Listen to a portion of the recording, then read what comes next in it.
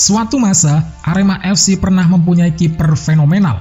Sosoknya sulit tergeser dari tempat utama karena mempunyai kualitas yang mumpuni dalam membaca arah bola dan berani mengambil resiko untuk menyelamatkan gawangnya dari kebobolan. Sayang, kiper tersebut kini sudah tidak lagi bermain. Pertandingan Arema kontra Barito Putra pada lanjutan Liga 1 di Stadion 17 Mei Banjarmasin 23 Agustus 2017 menjadi laga terakhirnya.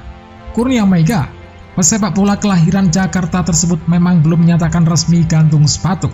Tetapi, kondisi yang membuatnya pergi dari lapangan hijau secara tiba-tiba. Selepas pertandingan versus Barito Putra, Meiga tak pernah lagi bermain.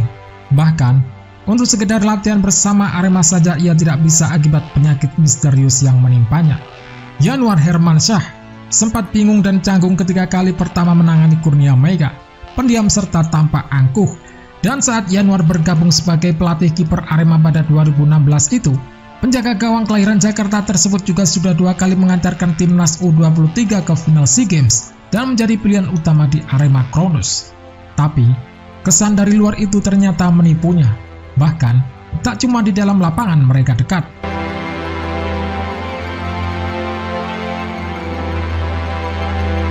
Ketika sudah akrab, Meiga itu baik sekali, enak diajak kerjasama. Dwi Kuswanto, kiper kedua Arema Kronos ketika itu, juga termasuk yang sering diajak Meiga main ke rumahnya. Menurut Dwi Kuswanto, Kurnia Meiga merupakan sosok yang sangat baik dan asyik saat di luar lapangan. Tapi, begitu masuk lapangan, baik untuk latihan apalagi pertandingan, jangan coba-coba ganggu dia. Meiga langsung berubah 180 derajat. Bahkan, kadang Meiga sangat emosional kala mengatur pertahanan di depannya. Kadang juga bisa tampak provokatif di mata pemain dan supporter lawan.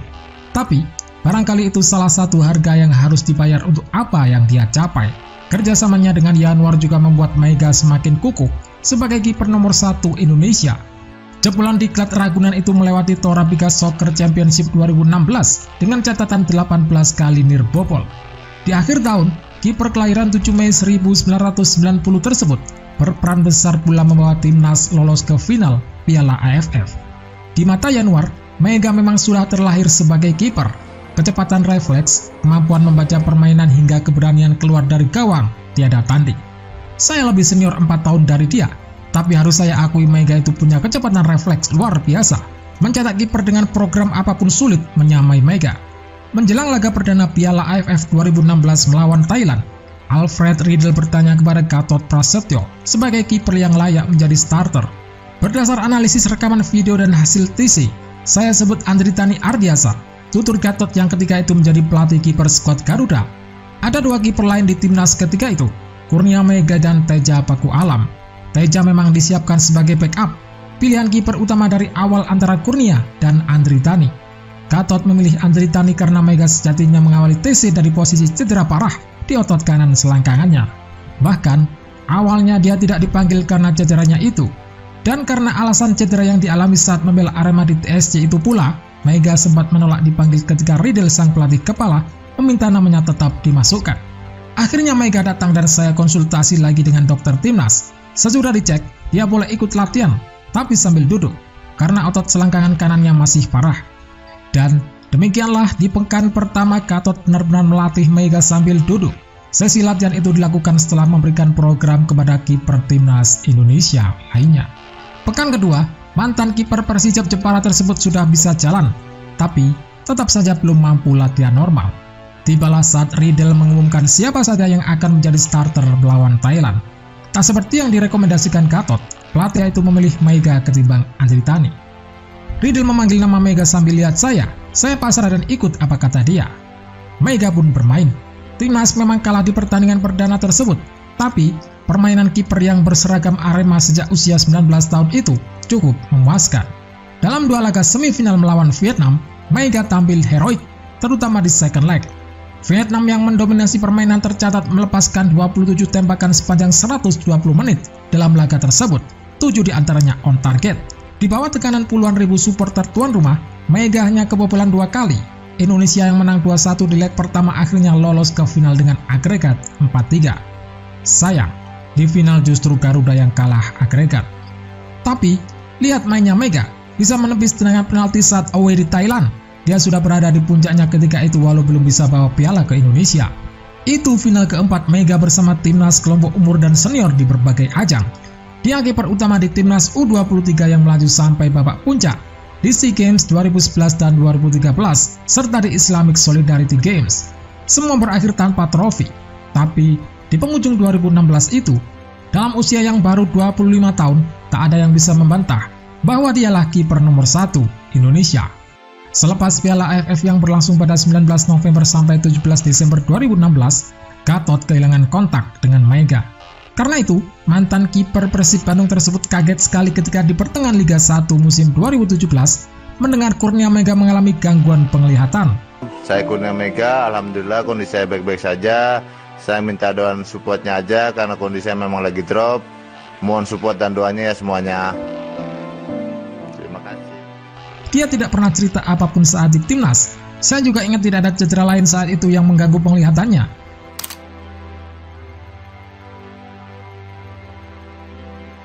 Kemudian, sebuah kabar yang melegakan Januar. Mega mengabarkan siap berlatih kembali. Besok latihan pak, ucap Mega melalui pesan di ponsel. Ketika itu, saat Liga 1 musim 2017 menyisakan 11 laga lagi. Adik kandung almarhum Ahmad Kurniawan tersebut memang sempat izin tidak ikut latihan beberapa hari sesudah lawatan Arema ke markas Barito Putra di Stadion 17 Mei Banjarmasin. Alasannya masuk angin. Januar sempat curiga sebenarnya, jika hanya masuk angin, kenapa Mega izin lumayan lama? Tapi, kecurigaan itu kalah dengan kelegaan mendapat kabar Mega bisa kembali lagi. Namun, Mega ternyata tidak pernah balik lagi. Tidak untuk latihan, apalagi untuk pertandingan. Baik di klub maupun untuk timnas. Bahkan, sekedar muncul di hadapan publik pun tidak pernah. Mulai pertengahan musim itu hingga sekarang. Januar mengaku tidak tahu persis apa sesungguhnya sakit yang dialami mantan anak buahnya itu. Juga mengapa dia sangat menutup diri. Seperti Gatot, dia hanya mendengar bahwa Mega mengalami gangguan penglihatan. Ada beberapa versi lain yang berseliweran tentang sakit yang dialami kiper berambut lurus tersebut. Tapi, jawaban yang kurang lebih sama dengan Gatot juga didapat dari beberapa kolega Mega sesama pesepak bola. Di Arema, keinginan melihat Mega lagi tak pernah luntur. Presiden klub Gilang Widya Pramana mengakui hampir sebagian besar Aremania ingin mantan kiper pujaan mereka tersebut kembali ke tengah-tengah mereka. Gilang tentu juga menginginkan itu. Setidaknya, Mega bisa kembali masuk jajaran manajemen klub yang berbasis di Malang tersebut. Sebab, untuk kembali mengawal gawang, Gilang menyebut itu sulit diwujudkan. Sehat? Alhamdulillah. Main ke rumah malam-malam. Kondisinya sekarang memang fungsi penglihatan dia sedang terganggu, jadi tidak bisa bermain bola lagi. Dan itulah salah satu yang masih disesali Januar sampai sekarang. Dia tidak langsung menemui Mega ketika anak buahnya itu kali pertama izin sakit. Dia berandai-andai kalau itu dilakukan, mungkin ada yang bisa dibantu. Dengan begitu, karir Mega bisa berlanjut sampai sekarang untuk membela Arema, membela Indonesia.